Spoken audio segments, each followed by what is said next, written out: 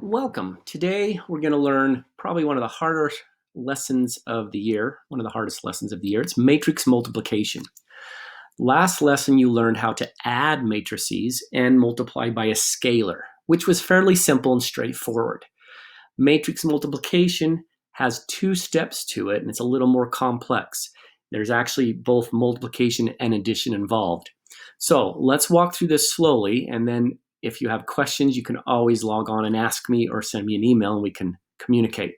First of all, let's take two matrices. These two matrices, again, we label them like matrix A, is a 2 by 3 matrix, and I've written it down here. The way we label a matrix, it has two rows, and it has three columns.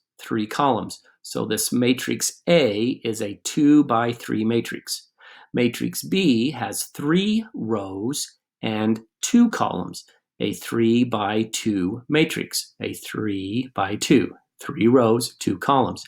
When we give their product or multiply them together, we're going to get out a 2 by 2 matrix, 2 rows and 2 columns. Now let's talk about how that happens. By the way, what you'll notice, though, is that the number of rows in the first column is going to be the number of rows in our product, and the number of columns in the second is going to be the number of columns in our product. Now let's talk about how this is actually done. It's done through a bunch of steps, and what we're going to do is I always like to remember it's row by column, row by column, row by column. So we're going to multiply row by column, or in other words, each row of the first matrix is multiplied or times by each column in the second matrix. So I've highlighted the first row, row 1. It has the elements 2, -5, and 3. 2, -5, and 3. I'm going to times that by the first column in the second matrix. I've highlighted that first column in the second matrix, which has the elements 4, 6, and 8, which I've written underneath row 1, 4, 6, and -8. I like to think that I'm just going to lay this column down. I'm going to leave the -8 as the base, and it's going to fall over, so that first element is underneath the first element of my first matrix. The second element is underneath this second element, and the -8 is underneath the 3. So in other words, I've paired them up. First element with first element, second element with second element, and third element with third element.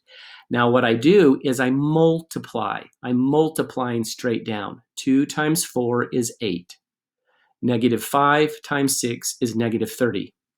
3 times -8 is -24. Once I multiply those corresponding elements, first times first, second times second, third times third, I add those products together. So I add the 8 to the -30, and then I add that to the -24, and I get a product, or a sum, I guess, final sum of -46, which goes, if you'll notice, the first row and the first column intersect in this first row, first column cell. That's where I'm going to put it. That -46 goes where those two, that row and that column intersect, 46. Then what we do is we move on and we do it again. Since I've multiplied the first row by the first column, I'm going to move on and multiply the first row by the second column. So each row must be multiplied by each column. So I've already got that first element up above. Now I'm going to take that first row of the first matrix, which is again a 2, -5, 3, 2, -5, 3. I'm going to write underneath that the elements of the second column, -3, 9, and 5 underneath, and then I'm going to multiply. 2 times -3 is -6. -5 times 9 is -45.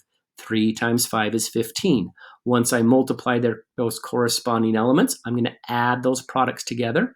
-6 plus -45 plus -15 is -36. Now that -36 is going to go right here, where that first row and second column intersect. So I'm going to write -36 right there. And as we move on, we have the -36. And then we move on. Now, if there was a third column in my second matrix, I would multiply the first row by the third column, but there isn't. So I move to the second row.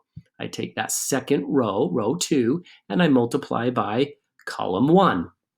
So again, I write down the elements of row 2, 7, 11, and negative 13. 7, 11, negative 13. And then underneath, I write the elements of column 1 of my second matrix, 4, 6, and negative 8. 4, 6, and negative 8. I multiply straight down. 7 times 4 is 28. 11 times 6 is 66. Negative 13 times negative 8 is 104. I add those products together. 28 plus 66 plus 104 is 198. Now that 198 is going to go where the second row first column intersect, which is this cell right here. So down here in the next step, I've written 198 right where that cell goes. Now I have one last product to do because I got to multiply that second row of the first matrix by the second column of the second matrix. So again, I write down the elements of the second row, 7, 11, negative 13. That's those 3 elements. Underneath, I write the 3 elements of the second column, which is negative 3, 9, and 5. I multiply straight down. 7 times negative 3 is negative 21. 11 times 9 is 99. Negative 13 times 5 is negative 65. And then I add those together. Negative 21 plus 99 plus negative 65 is 23. And that goes where that second row and that second column intersect, which is right here in that last cell. I put a 23. And there is the product of these two matrices. If you need to rewind and watch that again, by all means do so. By the way, I want to make sure you know that many matrices cannot be multiplied together. They call this product undefined if you can't do it. This happens when the number of columns in the second one, that should be columns in the second one, columns in the first matrix is different than the number of rows in the second matrix. I flipped that. Number of rows in the second matrix. So in other words, if I was to ask you to multiply this matrix A, which is a 3-row, 2-column, by this matrix B, which is a 3-row, 2-column, it would be considered undefined because the number, again, I flipped that initially, the number of columns in this first matrix, the number of columns, which is 2, is different than the number of rows in the second matrix, which is 3. Think about it. If we tried to do that, take that first row, let's write those elements down, 1 and 2, 1 and 2. There isn't a third element, so there's something missing. And if I write down the elements of the first column of the second matrix, 7, 9, and negative 1, when I go to multiply, I can multiply the 1 and the 7, I can multiply the 2 and the 9, but I'm missing something. And the lack of a number does not mean it's 0. I don't put a 0 there because I'm missing it. There is no element. I have no clue what to multiply this negative 1 by. We're missing it. It doesn't work. There'd be no number here and I can't add. So it would be considered undefined. Now again, I corrected myself here. Remember, the number of columns in the first matrix must match the number of rows in the second matrix in order for you to multiply. One other thing, the order you multiply matrices does matter. If I gave you this matrix A, a 2 by 2 matrix, and I multiplied it by a 2 by 3 matrix, the number of columns in the first matrix is 2. The number of rows in the second matrix is 2. So I could multiply A times B. A times B would give you this 2 by 3 matrix. So 1 times 5 is 5, 2 times 8 is 16, 5 plus 16 is 21. So that was this first row times the first column gave me 21. And I could work my way through this. If you want to take the time to do so, you'll find out that you get this product. But if I was to try to multiply in the reverse order, times B times A, B first, then the first matrix would have how many columns? 1, 2, 3. And the second matrix would have how many rows? 1, 2, 3, and 2 are not the same. I could not multiply them. So the order does absolutely matter when you're multiplying matrices.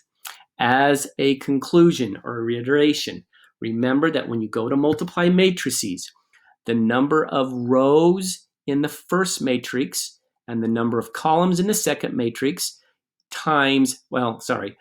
That's what this number means. This is the number of rows by the number of columns in the first matrix, the number of rows times the number of columns in the second matrix. These two middle numbers have to be the same. They have to be the same. The two outer numbers do not. The two outer numbers can be different, and your product is going to be those two outer numbers. So if you have 7 rows in the first one and 18 columns in the second one, you're going to have a 7 by 18 as long as these two middle ones are the same. If the two middle ones are different, it's undefined. If you do have any questions, please make sure you log on and ask me or send me an email, and we'll set up a time to answer that, because this is one of the harder lessons. So I expect many of you to get on and ask for help.